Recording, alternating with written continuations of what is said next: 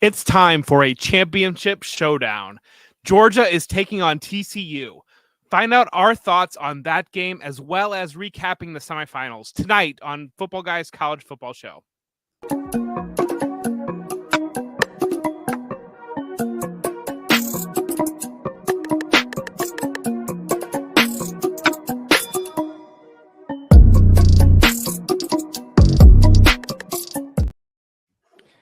Well, we are back. The end of the season is here. We are going to dive into the final game, but me and Jeff are going to definitely talk about our depressing weekend that we had, up and downs as Ohio State and Michigan fans. Before we get into that, make sure you like, subscribe, leave a comment as we go through here, dive in the comments there. But we're going to jump to I guess this is probably the most exciting college football playoff in terms of just game quality, not if you had rooting interest in these teams, if you're on the losing side. But we'll jump into Georgia, Ohio State. Georgia wins 42-41. They come back. It looked like Ohio State was kind of in command there in that fourth quarter. Georgia scores 18 points in the fourth quarter, and Ohio State misses a field goal. There's a lot to talk about in this game overall. Like Stetson Bennett almost had 400 yards passing. Receiving would be badass too. 3 touchdowns. When you're looking at what he was able to do there, they relatively held the receivers in check. Brock Bowers 4 catches, 64 yards. Like it was an interesting game, kind of all around. Jeff's the Ohio State fan, so Jeff, how are you feeling after this loss? I'm frustrated, to be honest with you. I'm seeing a lot of like, hooray, we did it. Way to go, guys. Way to try hard. That's been weird.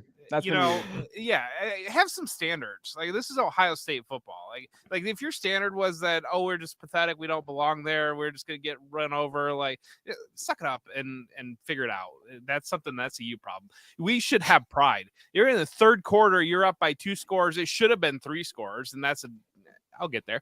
But you're up by 2 scores in the third quarter, and you should have this thing locked down. And this should be the Buckeyes playing for a national championship this week.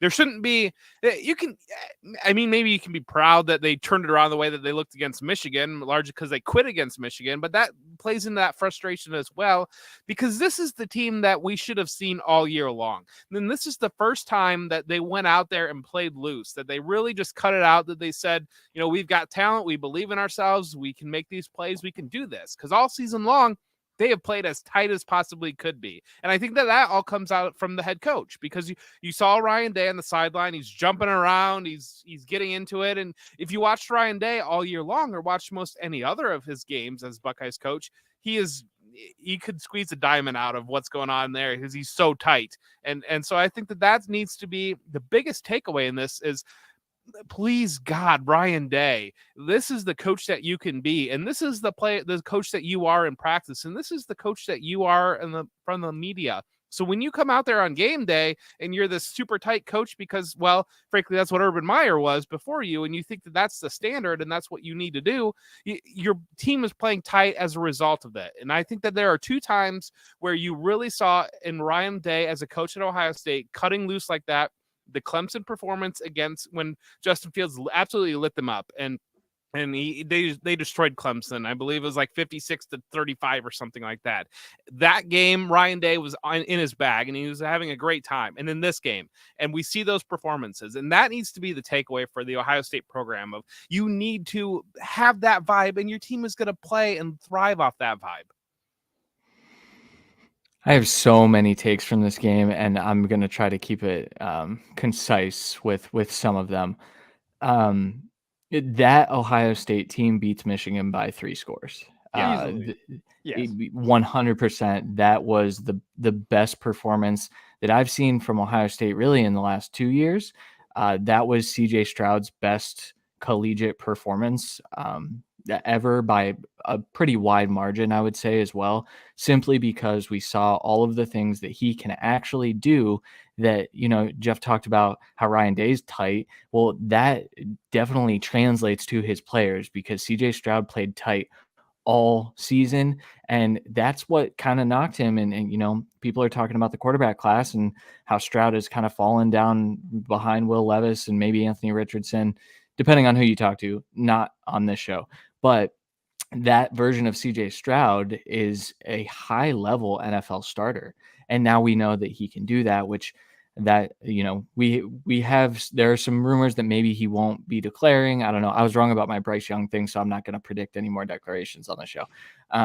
But I thought that was my main takeaway is CJ Stroud can be a remarkable NFL quarterback. And then the Ohio State program, I hear what Jeff's saying about, have some pride. That shouldn't be the standard. The other piece of it is Kirby Smart called a timeout, and that changed the entire game. That fake punt was perfect. Changed the entire game, but sure.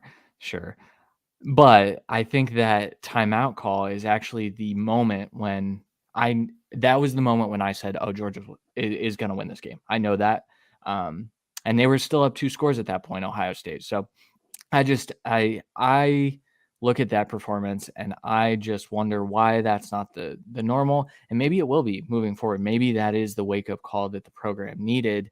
Here's the thing though, you get down to the last drive and that was the play calling. He tightened up on that last drive too. And so I think that there's a problem there. But then you think about, well, if they have Marvin Harrison Jr. on that drive, it's different. They probably score a touchdown there because he was just absolutely cooking Keely Ringo. So great performance. The second most exciting playoff game ever, the Michigan TCU game, was more exciting to me. I just thought that both games were much, much better than I anticipated, which I was thankful for. I do. So that last drive and big announcement coming out of this is that Ryan Day is giving up play calling duties. And I think that what you've seen sometimes in big moments, I think that they just got so excited about Stroud getting them down there that they lost his mind for a minute. And I think that that's happened. We've seen that. I think that happened against Michigan. It's just happened where he's trying to call plays, trying to juggle all the things, trying to manage the team, and something big happens. And it's like you lose that. And I think that that's really what happened there. They got in position. They were excited about getting into position, and then they just didn't do the next steps to get it further into position. The other thing I think was a factor on that area in particular was the lack of a run game, the lack of a running back in this game, and being down to essentially Xavier Johnson, a wide receiver playing running back for most of the second half, being down to that, because that's the area with multiple timeouts where if you've got a Travion Henderson back in the day, if you've Ezekiel Elliott, that is the running back is going to get you those extra 8 yards and make that 50-yard field goal into a 42-yard field goal, set you up right where you want to be on that hash, and you're going to feel a lot better about that kick than going out there. And I think that that's a big part of that as well. And then the turning point again is the targeting, because that was a kill shot, and whether it was not legally targeting or not, it was a defenseless receiver, unnecessary roughness. I don't know. That is what it is. You took the best player out of the game. It was a cheap shot. This has been legislated out of the game, and they threw the flag and then picked it up. And, this is Ohio State in the playoff again, throwing a flag and then going to replay and picking it up. And then that's the same thing that happened against Clemson. I'm sorry, Kevin. Just one quick point about, so on that, the running back thing for sure. Call a read option. CJ Stroud was running all over the field. Like, let CJ Stroud win the game. That was my big gripe. Like, if you want to run the ball, sure, I get that. Even run a QB draw with him, because we saw him run all over the defense, and they would have never expected that on that last drive. But it's kind of nitpicky. When Harrison went out, they went to press man, and they didn't have anybody that could beat it outside, and Georgia was sending the house. And that's how that big run, Georgia didn't have anybody on the backside on that big run. CJ Stroud got out of the pocket, but he wasn't able to do that because you couldn't lose any yardage there. And so that really crippled them. It wasn't able to roll out like that in that scenario, because they were in a zero-sum area there. They couldn't, they were just in a bad position, and they couldn't win outside anymore. Well, I was gonna say it's just penance for the 2003 Fiesta Bowl, but I won't go there to Jeff. I know he's had a rough weekend. No, what I would say, you need Henderson back and you need those guys back. This felt like kind of a last call though for Stroud and those guys. Like I'm not a big McCord guy. I don't know if Christian, you guys like McCord? Are you guys a fan of him? He'll get the ball to Marvin Harrison Jr. If McCord is the quarterback next year, they are just going to – Marvin Harrison Jr. is going to have 2,500 yards as long as he plays. Well, he's going to be at USC apparently. No, I just think this was the team. Like, I always thought this was the team that was going to show up this entire year. Like, when you watched them, when you saw this is their potential, this was the national title game. This is what I thought the national title game was going to be, or Alabama. It was going to be Ohio State versus one of those schools. And this is why I even said it. Whoever's going to win this game is going to win the national title. Like, that's why I felt so strongly that these were the two best teams. Yeah, overall though, I agree with Christian though. I thought the play calling got a little tight at the end. Like, I thought Day, like Stroud kept looking at Day, and I thought they got a little cute there at the end as well. Like, they knew pressure was coming. They could have done some other stuff. We didn't see a wide receiver screen. We didn't see any of that kind of stuff. And like, to Jeff's credit though, I mean, to his point, Emeka and those guys are good, but they're not good man to man. And they've really missed on their wide receivers in that freshman class as well. Like, when you're just looking at it, we just don't see any of those guys out there, and you would have expected maybe someone to step up in that group, but they just haven't. They haven't gone there. Your guy Cade Stover did not have a good game. They didn't really use him. He's hurt. He got hurt. Remember? Yeah. Like at the then went to the hospital. Yes. So he's all right. He is okay. Hospital. But on the flip side, though, you got Georgia. Like, what was your takeaway from Georgia? Just, this is Georgia. Like, Stetson. Do we give Stetson credit? Yeah, you absolutely have to. And, Stetson is able to deliver the ball. I mean, area that Anaya Smith touchdown was wide open, but I don't know. Stetson was a little bit iffy on some of that. Like, there was a throw late in the game that if Cam Brown didn't have feet for hands, it would have been an interception deep into Georgia territory, and that would have been a turning point that Cam Brown just looked like I don't know what he was doing, but he couldn't catch it. But I do think that Bennett missed on some throws, but that was kind of what you expect out of Bennett's game. He did deliver, and he obviously had the drive at the end of the game, and that's what's most important there. And he's a key reason why they're moving on. They were able to gash Ohio State's defense as well. And we defensively, it was just kind of the same story that we've seen over and over again from Ohio State, where Georgia's athletes were able to get out in space, take advantage of that, and really beat them vertically, beat them with speed. And McIntosh had the long touchdown that he got Daniel Jones done, but they were able to still convert that. And it's just, the defensive backs don't play the ball for Ohio State, and that played well into Georgia's hands. And Georgia's got athletes outside, and Stetson was able to deliver and able to get them the ball. Take away, I mean, Georgia is huge. Like, you watch a Georgia game, and these guys are big guys, and they are very good. They're very athletic, and that's the biggest takeaway. It's Kirby Smart has done an amazing job building that program in the shadow of Nick Saban's old model that he used to use, essentially. Yeah, I would love to give Stetson credit, because I did say, last week before the game, I think he's a good quarterback. I also think that he was shook in the first half. I don't think that he played very well until the second half, when things were able to open up a bit. He didn't find Brock Bowers for the first 2 quarters. I feel like, I don't know when Brock Bowers' first reception actually came, but it felt like he was a non-factor for most of the game until it really opened up late in that third quarter. You mentioned Kenny McIntosh, and that dude's like 6 feet tall. He's going to be like a 9.5 relative athletic score. Probably a name on dynasty rosters next year, I'd say, because if he doesn't work out at running back, I think he can probably play receiver with how good he is. He took that screen to the house too, and he made Ohio State's athletes look less than athletic. So good game.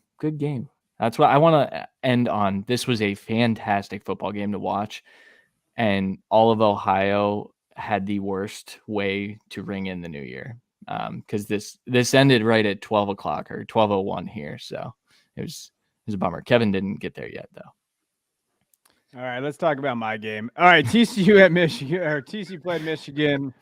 TCU beat up 51-45. And this really is an onus, boys, because TCU's been my team all year. And I said it last show. I said, "Isn't that be a bitch if my team that I picked to be the sleeper beat my real team?" And they did it. And it was a great game. You have to admit that. I mean, TCU came to play. And every time that, Michigan swung back, TCU said, "Nope, not today." And you're just looking at it overall. They were up 21-6 at the end of the half. Duggan, 2 touchdowns, 2 interceptions, had 225 yards. Kendra Miller got injured, but he had 8 carries, 57 yards. DeMarcado had 150 yards and a touchdown. And Quentin Johnson showed out, guys. 6 catches, 163 yards, a touchdown, a long 76-yard touchdown.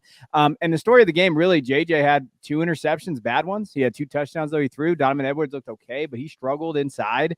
And then, there were some bad calls on this side, too. And I'm not going to be, the bad call guy, but The targeting I thought was questionable, but I get it. But that touchdown, I think that changed the game. We scored a touchdown, but then it called it back, got the one, and we fumbled. Had we gotten that, I think we win. But we made tons of mistakes. So Michigan and total did.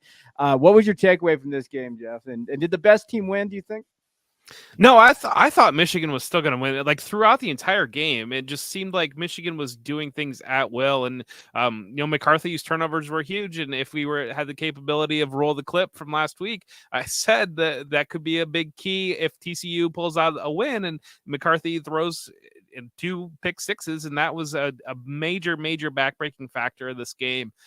But again, Michigan, I think a lot of it, I don't know that I would say conditioning was a concern for Michigan, but conditioning kind of was a concern for Michigan just because it was such a different game than Michigan has played all year long, up and down like that. And I do think that that's probably one factor that played into TCU's favor of having those furious comebacks that TCU has had to have multiple times, having guys needing things left at the end of the game. And I think Michigan, they just lean on their opponents so long, like every single game all year long. The fourth quarter was, a victory parade for Michigan. And so I think that was a factor in this game as it got through that third quarter, as things were trading back and forth. And then TCU was able to continually hit big plays.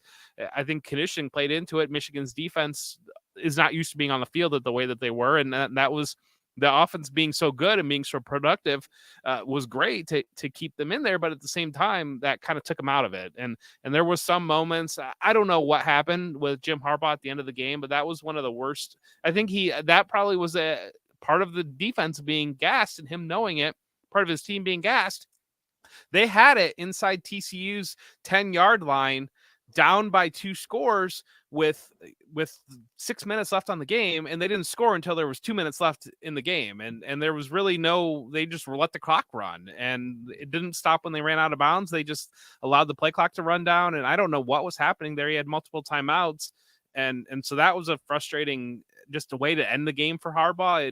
I don't know what happened. And you mentioned officiating. It's not so much that they called the touchdown back. It's that they put the ball in the wrong yard line. Like, how does that happen? How do you put the ball in the wrong 49-yard line after an interception? Like, these are things that I don't know. I harp a lot on officiating in college football, and I understand that these officials are not full-time officials, but when you're materially changing the outcomes of games, and that is happening every single week in college football, referees are changing the outcomes of games, and that is just frustrating as a fan of.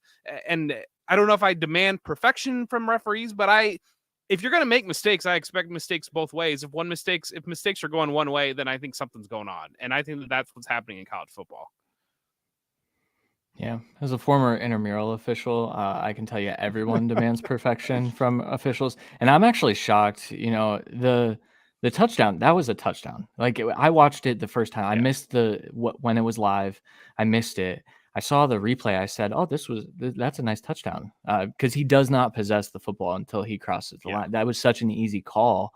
And wasn't it originally called a touchdown and they overturned it? Isn't that another piece of it? That's problematic, because if you go to replay and you come out with the wrong outcome, that's just that's where I think you start to question if there is other motives at play. And I think that that's okay to question that.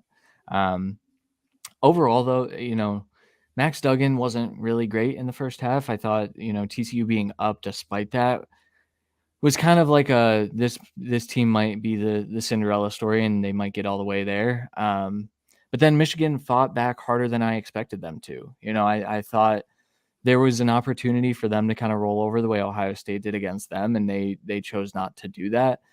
I think that's credit to Harbaugh. I think Harbaugh is a fantastic coach. I think we're going to be talking about him in the NFL next year, which I don't know where that leaves the Michigan program, other than the fact they finally made the playoff. And did they hit their ceiling? Is that kind of what we've seen now, is a playoff game is their ceiling? I think that is the case. I think they kind of, they obviously would not have made the playoff had Ohio State beaten them. So, but credit to them for fighting back, making it a game at the end, and just being able to kind of go blow for blow, because I thought if it got into that type of game script, I thought that they would handedly lose, which is why I kind of predicted it'd be a low-scoring game. Michigan would kind of control the clock. That just didn't happen. TCU hit them in the mouth, and they were the more physical team, and I think that that's where you can look at maybe they were unprepared for this, which it's tough. How can you be unprepared to play a Big 12 team like and get punched in the mouth like that? I don't know. They talked a lot before that. They talked a lot leading up to the game. Michigan talked a lot leading up to the game. TCU talked back for what Sonny Dykes was talking back to them. Yeah, and now Sonny Dykes is just continuing to talk, which can't make Kevin happy. I mean, it is what it is. They won. I'm not gonna, you can't if you're gonna talk, back it up. I think the whole JJ narrative stuff, what is he supposed to say? I don't mind my quarterback having some balls out there. We always complain about quarterbacks not Russell Wilson, oh, we're gonna have a good game out there. Okay, give me JJ saying we're gonna go out there and kick your ass. That's kind of I'm totally okay with that. And if you don't back it up, you gotta take it. You just need to go there. But you can't have 2 pick sixes in the national or the semifinal. You can't have 2 pick sixes. You can't have the mistakes you're making. I'm not upset. I was the day because I was like, damn, that was our opportunity to play for a national title. Did I ever think we were going to win? No, not against Georgia. I don't think we would have matched up well against those guys, in terms of that. So when you're looking at it, I don't know what this team's going to be next year. We have a very solid roster, but if Harbaugh doesn't come back, that's a big blow. Which is tough. And that's a tough one. And I think it's funny how 2 years ago, people would have hated him leaving because they thought that he was the detriment to the program. And now they're like, yeah, go, please, go there. So I think that it's a tough loss for Michigan though. They lost that game and they should be kicking themselves because that was their one opportunity, I thought, to maybe go play for a national title. And I think as much as Michigan fans don't want to hear this, our ceiling is making it. I don't know if it's winning it. Unless we hit that 12-team playoff and we got momentum, the big mo, and we're just kind of rolling through and we have that stuff. I don't think we are. I don't think we're a perennial contender. I don't see that for Michigan. One, it's recruiting, and that's really where it is. And I know Michigan has done a good job, and especially this year, they did a good job in the transfer portal, bringing in, filling depth. But Michigan has not had the top recruiting classes. No. And even, Ohio State's recruiting class is down this year, but it's 6th. But when you look at the per player average, it's 3rd. And, it's right there with Alabama and Georgia. And I know most of that's featured in the wide receivers because Brian Hartline is crushing it in recruiting there. But that's where I think the separation between those two programs in general, but looking at Michigan over the broader landscape. Now, TCU is the one that throws a wrench into everything because them getting there, them being this team, but they have so much speed on that team. And that's the one thing that Sonny Dykes has been able to put it together, but the speed that they got next level athletes all over that team. That's why Matt Rule's Nebraska team is going to be good next year because he's doing the same thing except Big Ten version. So speed kills. But he's also got Jeff Sims playing quarterback. But yeah. Also, he's Matt Rule. So. Fast too. All right. Let's get into the preview of this game. I don't even know if I'm watching it, to be honest. TCU are playing Georgia over here in SoFi in LA. They're coming in as 12.5-point dogs. TCU is. Is that the biggest line? It's got to be. It's got to be pretty close. The biggest, probably. Biggest. Yeah. That's 62.5 over under here. I don't think that it'd be a shock to me to see TCU in this game. But it definitely would be a big upset. I think it'd be one of the biggest upsets in college football in terms of just what both of these teams are. Jeff, what do you think what do you think the game's going to come down to? What do you think? Is it Duggan just having one of those games out of his mind? I don't know that it's even Duggan so much as TCU's speed showing up against Georgia and translating to that SEC level. And Quentin Johnston, Darius Davis, these guys able to make big plays. I think it's going to be what is going to be the real key on if they're able to get Georgia into that shootout, if they're able to take advantage.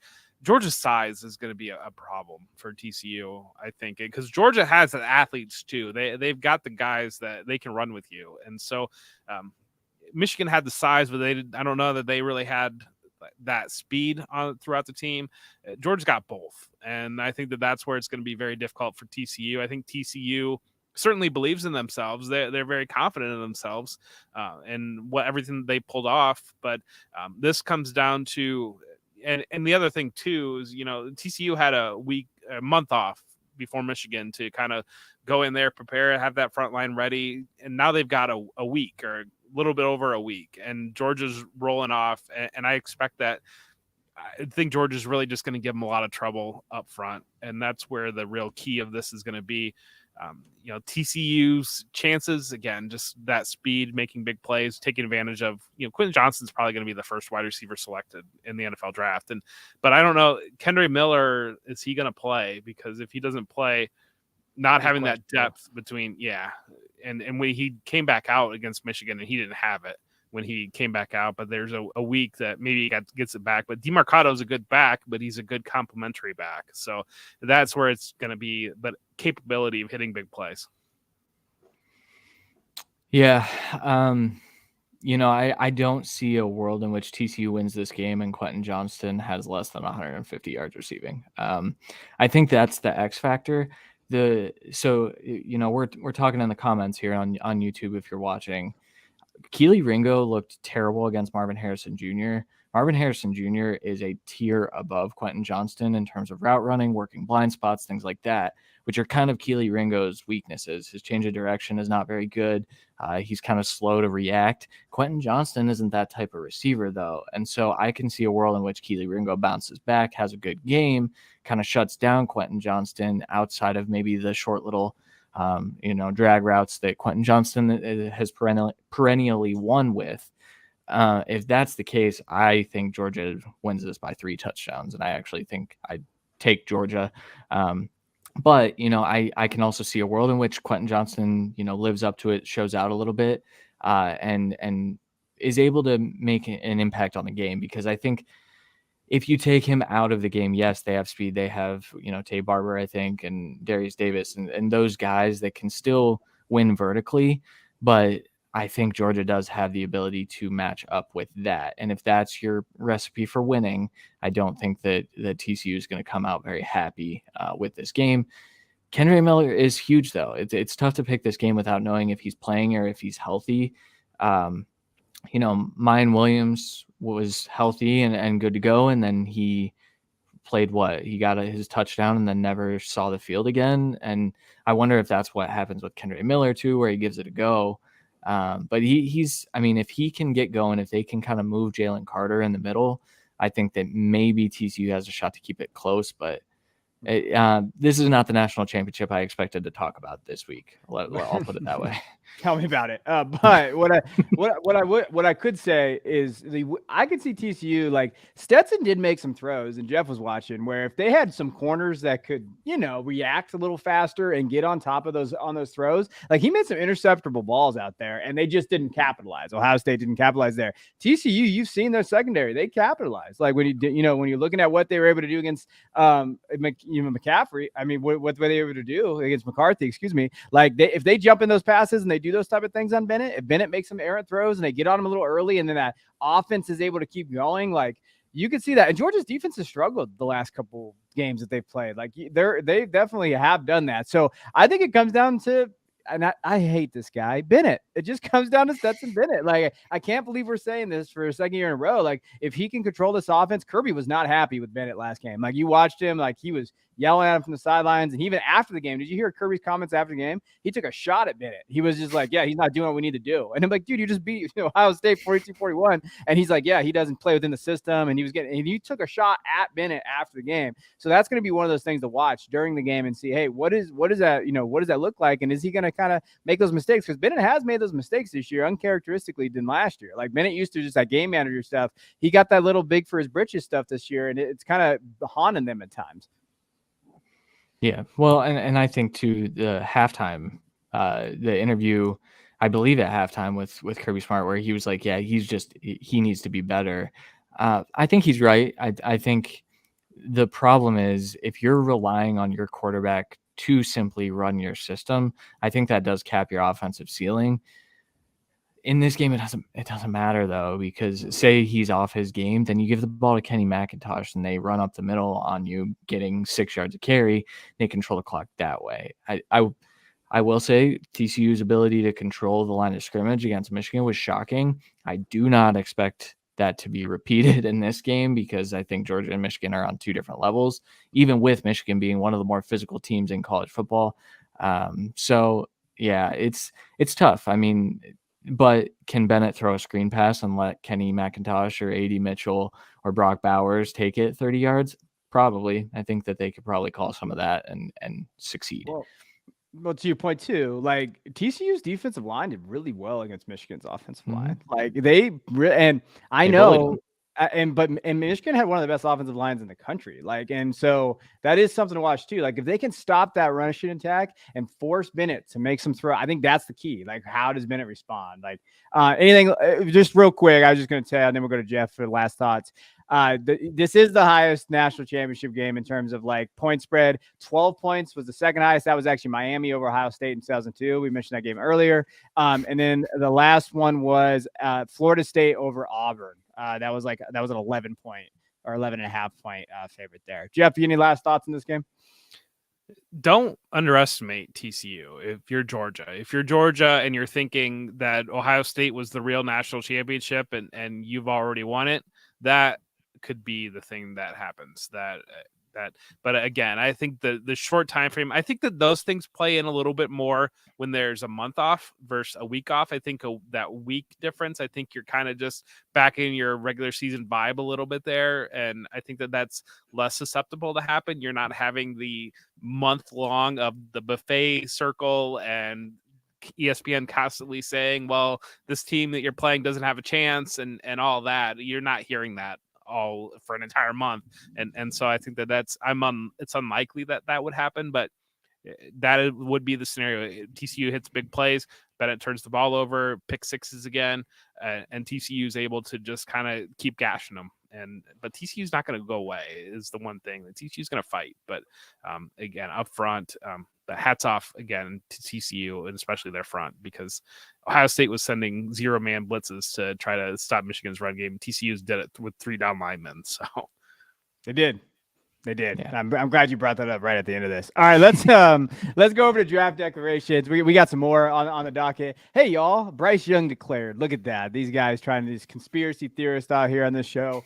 Been trying to tell me. We changed it to CJ Stroud now. We're changing it to CJ Stroud. Yeah. Here's That's I said one. CJ Stroud. I'm gonna go through and edit the We've got our quarterback one. So yeah. Bryce Young declared he had a very good game and he showed heart. He didn't. What did Saban say? He didn't opt out. He showed. He finished his career. Did all that. 321 yards, 5 touchdowns, and he had an absolute just dart in the corner of the end zone, like absolute perfect throw. Right now, would you say Bryce is a quarterback one, Christian? You know. It's I may end up with 1A, 1B here this year. I think I have the two tied right now because Stroud, like I said, showed things that he hadn't before. So I don't know yet. I need to watch like 2 or 3 games more on both of them with all 22 before I officially claim a QB1, even though I kind of already did with Bryce. So maybe I'll just stick to it. I don't know. I owe CJ Stroud a mea culpa because I was pretty hard on him after the Michigan game. But if you laid down a box, a bingo card essentially of CJ Stroud, these are the things that you need to do at the next level that you're not doing. He checked every single one against Georgia. And I just think that there are the physicality. I think the arm talent. I just think that there are things that CJ Stroud is capable of doing and capable of projecting at the next level that I'm not convinced that Bryce Young can. I think what's going to happen is a telltale sign of every offseason. Bryce will start off at quarterback 1, and then the measurements are going to come out, and then they're going to talk about CJ, how strong he is, how he fits all the prototypical size and skill. He's going to have a great pro day. Then he'll go to the combine. I think we've seen it before. And then somehow some team's going to buy in the Levis over Bryce, and the price is going to fall. And it's just then they're going to look stupid next year because that's just how it works. But I agree. I think Bryce had a hell of a career. Heisman winner. He won a national title. with Mac as the quarterback 3 years ago. He wasn't able to win it as the starting quarterback, but he beat a Georgia team last year that was considered one of the best teams ever in college football. And so got a shout out for Bryce there. Next guy, Jeff's favorite guy, Deuce Vaughn. Deuce Vaughn declared, which I actually am surprised the Kansas State running back declared. I figured he would, but part of me thought maybe he would go back. This season, he had 1,500 yards, 9 touchdowns, so he definitely produced. We saw that. I think the issue with Deuce is he's 5'6", 176 pounds listed.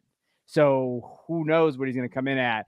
And he's a receiving threat, 434 yards. I'm hearing talk about him being a second-round pick in rookie drafts next year in fantasy. Jeff, what were you thinking about Deuce?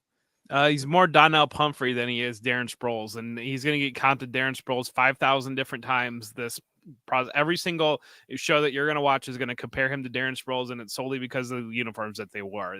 He just is not the type of running back, the level of running back as Darren Sproles. And the other thing that he had a long run against Alabama, and a lot of people were watching that game, and a lot of people, that's the first take on Deuce Vaughn really watching that game, and you could see it on whatever on Saturday social media. It was or when this game, whatever day that game happened, people were, oh, Deuce Vaughn, hey, he's going to be a lot higher than I thought he would be, and he's Darren Sproles, and he's a good back. He's a good back. My favorite tweets are, hey, I haven't watched shit, but Deuce Vaughn looks good. That's my favorite. Like, that's my whole, I love what's going on there, and I haven't seen one prospect, but Deuce Vaughn looks good. Like that, I love this season. This is my favorite. Just keep listening to us, everybody, please. What do you think, Christian? I'll be shocked if he's drafted before the 4th round. And even if he's drafted in the 4th round, I don't think he has good enough contact balance to be meaningful at the NFL level. He might catch a couple passes. My comp is like Boston Scott. He's never going to get a ton of work. He's a small guy. And even Boston Scott, I think, is heavier and bigger. And that's saying something. So I think he should have went back to school to see if maybe he could grow a little bit more, Kenny McIntosh or Deuce Vaughn? McIntosh, easy. Yeah. I don't. If you're projecting NFL future, I don't see how you can say Deuce Vaughn with a straight face and actually believe it.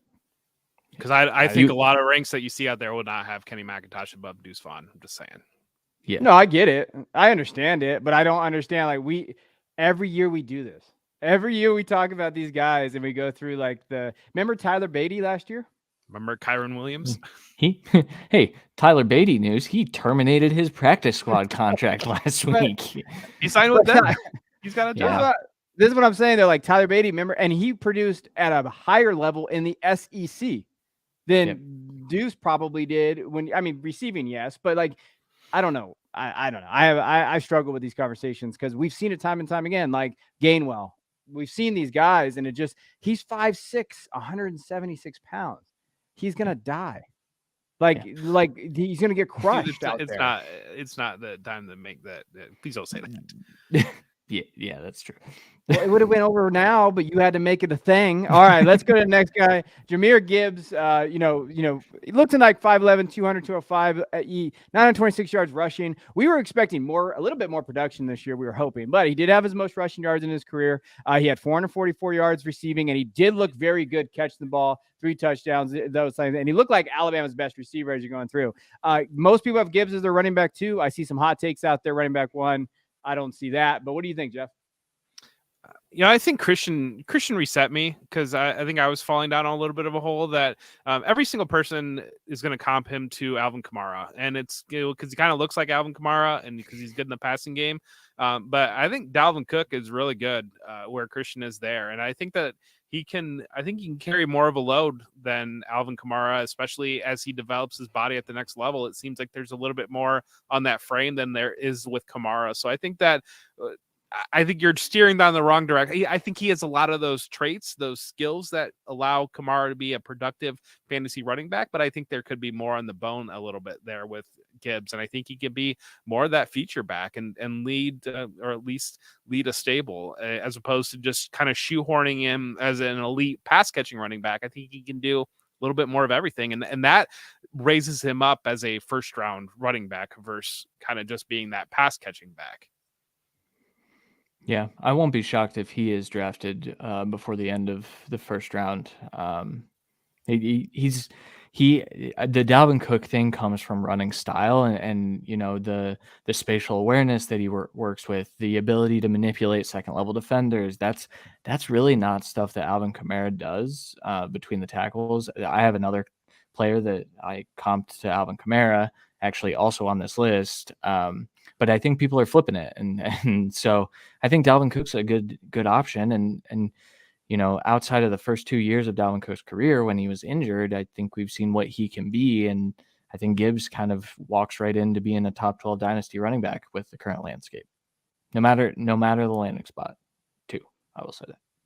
Yeah, no, I think he's solid. I don't. He's one of the safer prospects of this class in the running back class. Like after Bijan, Jameer's pretty safe. Like, you know what you're going to get from him. Pretty good, solid PPR producer. I don't think you have to worry about draft capital. There's not a lot of like red flags for me on Gibbs' profile. Like, there's really not. Someone put Will Anderson in here. I'm assuming it was Christian for defense. He's good. That's my prospects on defense here. No, what do you think, Christian? Do you think Will is? You know, I've heard some talk about him slipping down a little bit. Do you think he'll slip, or you think he's still a top 5 guy? Well, I didn't think Kayvon Thibodeau would, and then he did. But Will Anderson is a tier above Kayvon, in my opinion. Will Anderson has gotten knocked for his lack of production this year, and I'm pretty sure he finished like top 10 in tackles for loss and sacks, like in college football history. So, production wise, he's pretty darn good. I think he'll be if he makes it out of the top 3, my jaw will hit the floor. I mean, I don't see, especially with the Bears picking 2, and you know the Seahawks are up there right now too with the Rams pick, that there are so many opportunities for him to go in the top 3. So I think he's a victim. I think sometimes what happens is you've got these guys that get so much hype from the offseason from last year and everything, and then people watch them for the first time and they're expecting them to be literally flying and shooting lasers out of their eyes as they're on the football field. And you know, you're still a football player and you're still bound by the limits of human capability. But Will Anderson is freaking good, and he's really fantastic. And I think it's going to come down to him or Jalen Carter kind of in that conversation as really that first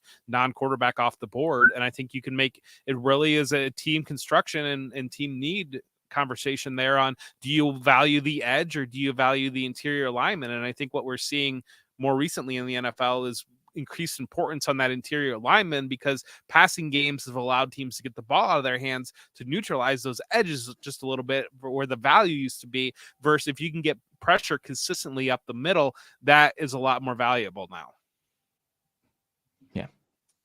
I don't have a ton to share on this topic. Let's go to Tank Bigsby. Yeah, he declared, and I think he's a running back that I have a feeling I'm going to be higher on than most coming out of Auburn. Like, he's a very solid prospect. I know Christian did a big profile on our YouTube channel for that and talked about him. What do we think about Tank? And this is a loaded running back class, Jeff. Like, what are you excited to see Tank where he goes? Testing obviously matters, but I feel like he's a day 2 guy. I think so too. And I think that he's a better running back probably than what he gets credit. And I think he's a victim of his situation in Auburn is part of it. And they really relied on him. They leaned on him and he still delivered. It was just Auburn was not a good football team. And I think that, you know, he's kind of that same, not to nearly to the level of Will Anderson on expectations on everybody hearing him at the top back, and then you see him and he's a good back, and he's kind of, I think he's more of that, maybe that Josh Jacobs type mold. I just think he's a very good, productive running back that will lead a committee, and I think he's got enough to him that he could be the bell cow, the primary back for a team. And I think he's getting undervalued just a little bit just because of the depth of the class. But you know, if you've got 2nd round picks, you got to be feeling really good this year, because you're going to throw some running backs into your team that are going to be starters weekly for you. Yeah. The burst laterally is some of the best in the class. I would put him in the same tier as Bijan in terms of that. And I know that sounds kind of hot takey when you take it, oh, you know, Tank Bigsby has traits like Bijan, but when you watch him, you know, move side to side, he can literally juke about 3 to 4 yards either way. And when you're creating that separation as a running back, you have a clear upside. We look at what Dameon Pierce just did for the Texans before his injury. Like, he relied on that burst. He wasn't a next level athlete. I think we're going to see some disappointing 40 times from Tank Bigsby if he decides to run. And I think that may push him down, rookie rankings. And then he's going to get drafted in the second or third round, and then we're going to feel good about it again. So, what did you do a comp for him yet?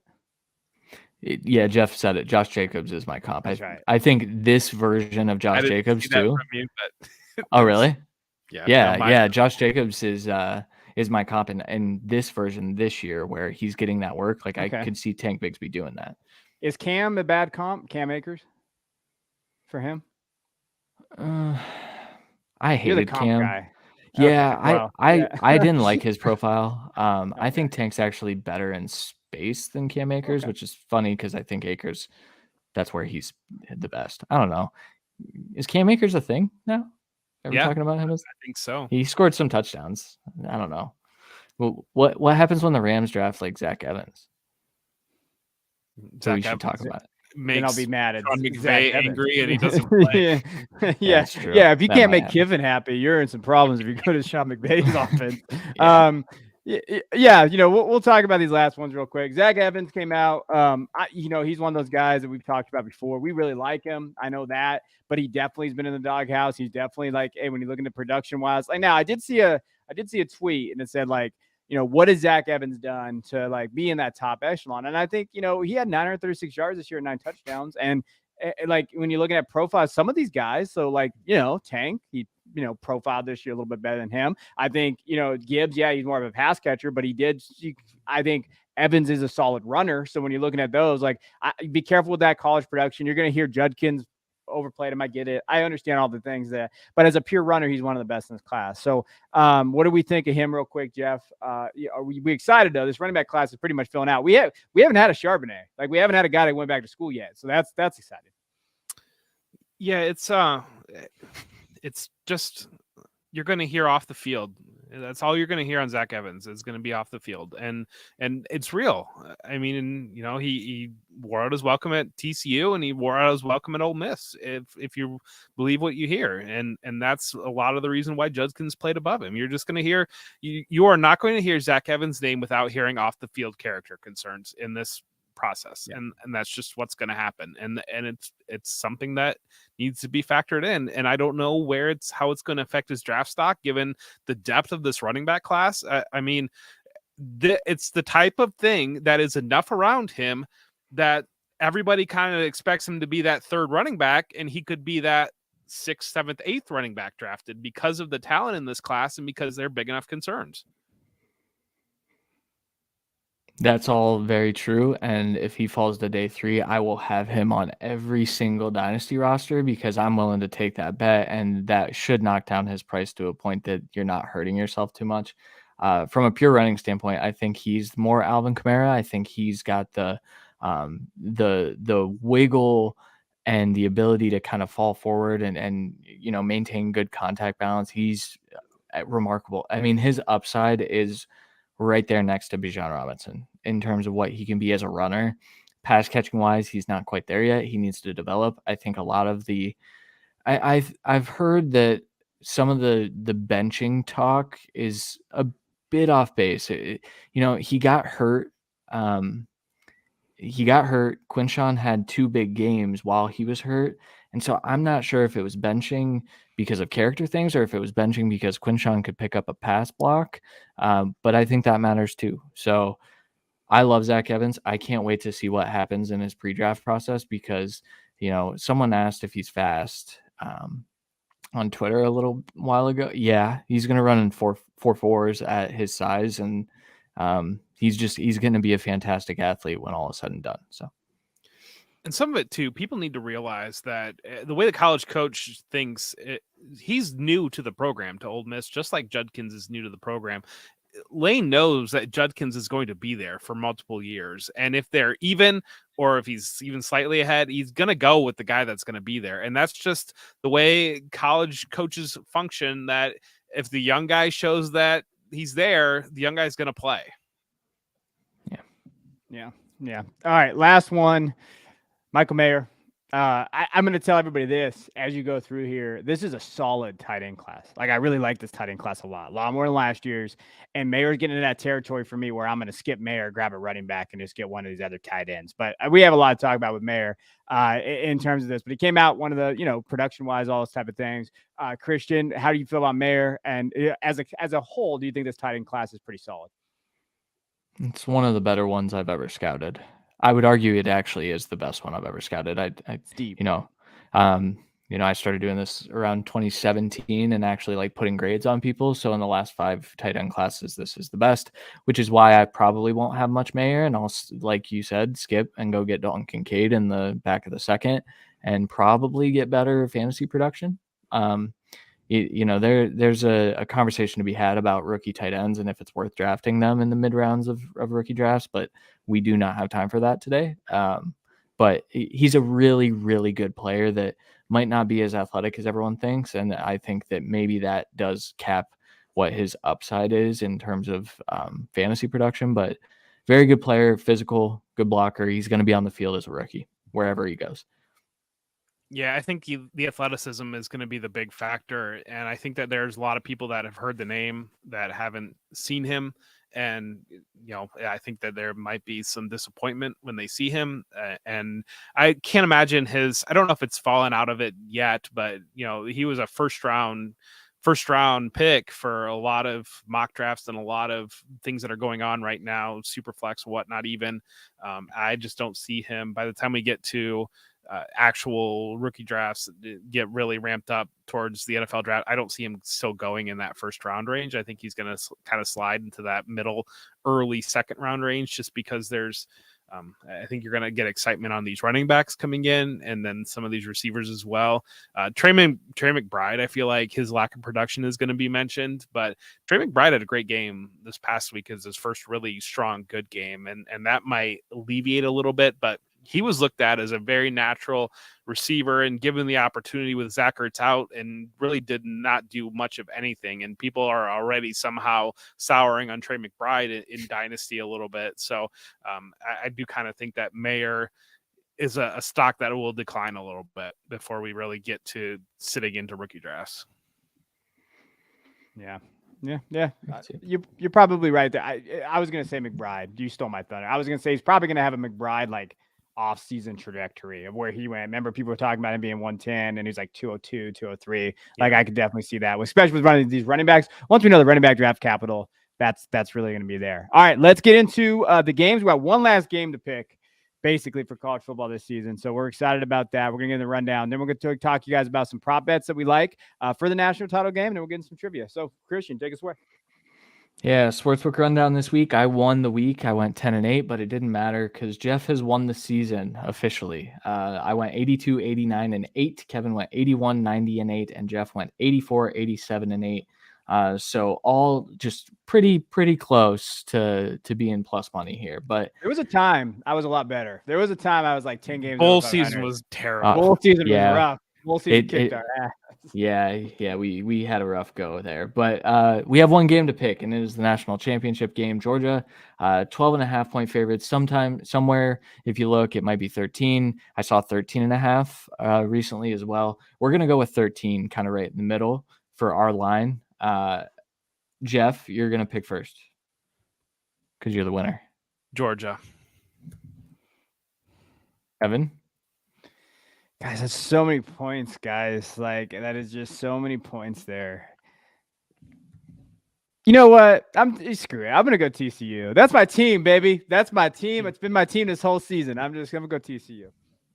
There you go. So sports betting became legal in Ohio, and at 12:07 a.m. on New Year's Day, I already placed a bet on this, and Georgia is so fast. Georgia in the over. Also, the over is the better bet, I think. But I'm taking Georgia here. Yeah, taking Georgia here. I think they win by probably 3 scores when all is said and done. So And that'll do All it right. for the Sportsbook Rundown. Hey, that was Jeff couldn't cram 75 games in there for himself to pick. So we got one going on. All right, let's go over to prospect poker. And we're gonna play poker on the screen. And while we do that, we're just gonna talk about some prop bets that we like. So on the season, Jeff's 19, 16-1. I am 19-18, and Christian 17, 18-1. We're gonna go over our overs first. So Christian, what over do you like from the championship game? Brock Bowers over 60.5 receiving yards. He was a non-factor for 3 quarters, and I think that he's a major factor for 4 quarters in this game. All right, so we've got a 4 of spades, we have a 10 of diamonds, and we have a 4 of diamonds showing, and Christian has a 7 of diamonds, which would be fun if that 4 of spades was a diamond. My pick is going to be Stetson Bennett over 271.5 passing yards. Largely, Georgia's kind of transitioned into a passing offense, relies on Bennett, and I think that he's going to deliver over that number. I think TCU is going to allow for big play opportunities, and Georgia's going to take advantage of it. So I will go him over that number, and I have a king of spades right now. Yeah, I'm going to take Max Duggan over 235 yards passing. And the reason why is I just think they're going to be playing from behind a little bit in this game, and they're going to definitely have to throw the ball around. So if they throw the ball around, they're able to make those big plays. We saw to Johnson, those other things. Like, I do think that. And I think Miller's health is in question a little bit. So I don't know if they can lean on him all the way. So I think they're going to have to throw a little bit more in this game, like we talked about. So give me over 235 yards passing for Duggan. A 4 of hearts. Kevin is sitting go. with 3 4s right now showing. So Kevin has a shot at a full house, which we don't get often the way we play this game. That's true. All right, my under on this game is Darius Davis under 27.5 receiving yards. Once again, I think Georgia has the guys to run with these TCU receivers, so I think that overall they're going to be kind of non-factors. A 6 of clubs, so Christian is out of it. I have Quentin Johnston under 88.5 receiving yards. Again, I just think that Georgia's going to really shut down TCU, and Kylie Ringo has to have a bounce back game against Johnston, but I do think that Kylie, he's very handsy at defensive back there. Ringo is not afraid to move you off your spot a little bit, but it'll be interesting to see because Johnston should be that big receiver that can take advantage, but I'll still go under. An ace of hearts.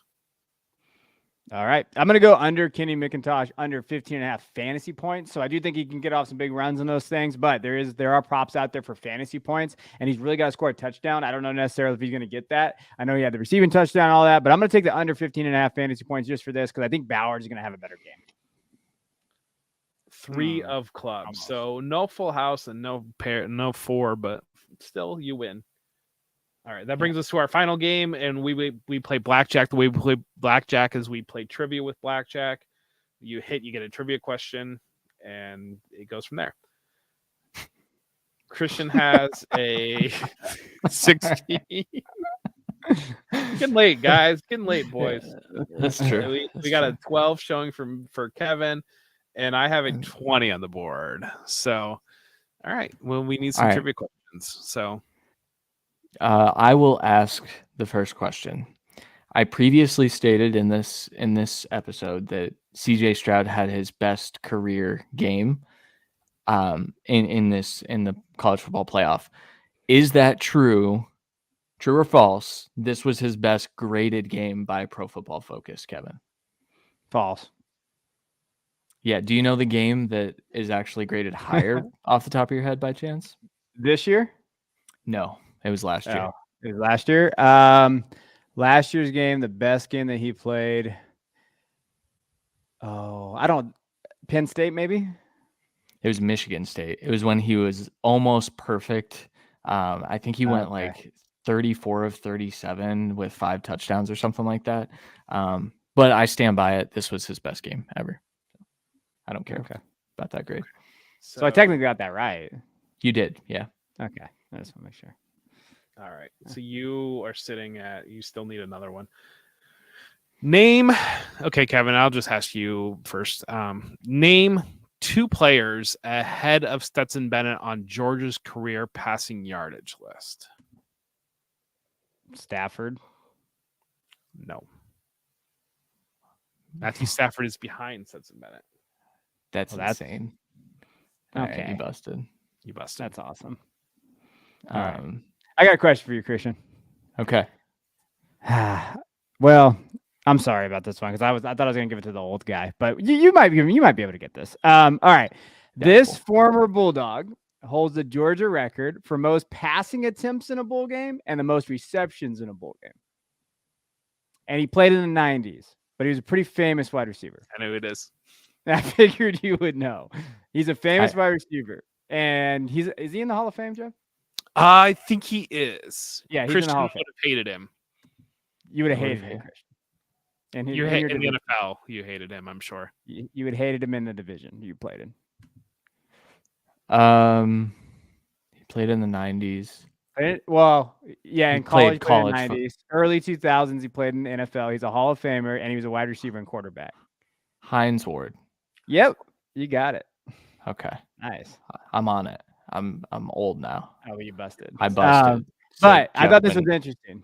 So he attempted 59 passes in the Peach Bowl, and he caught 12 balls in the Outback Bowl 3 years later. Wow, that's pretty awesome. It is. I like that. I like So here's the thing: we all split the games there. So Kevin is on a 4-show win streak, I believe, and this is either 4 or 5. So here's your FaceTime, Kevin. So, my biggest thing is I just wanted to. We're wrapping up the year, and this is our second year we've done this show. We've definitely hit big heights coming over. Starting just a weird show with all kinds of different areas, and now we're on Football Guys' YouTube channel and on their podcast feed. And I just want to say thank you to the boys. They mean a lot to me. You guys mean a lot to me out there listening and watching and liking and subscribing and doing those things. And we wouldn't be here without you guys for 2 years. Obviously it's not 2 years altogether, but two college football seasons together. And it's been a fun ride. So when we're not done yet, we're going to get you guys ready next week, mock drafting it up and doing all those fun things and getting you ready for your fantasy leagues. But thank you for following us along this season, jumping with us over to Football Guys in the middle of the year. And we can't thank you guys enough for doing that. Well said. All right. We'll be back next week, January 11th, 9 p.m. Eastern. Until then, I'm Kevin Coleman. I'm Jeff Bell. And I'm Christian Williams, and you just watched the Football Guys College Football Show.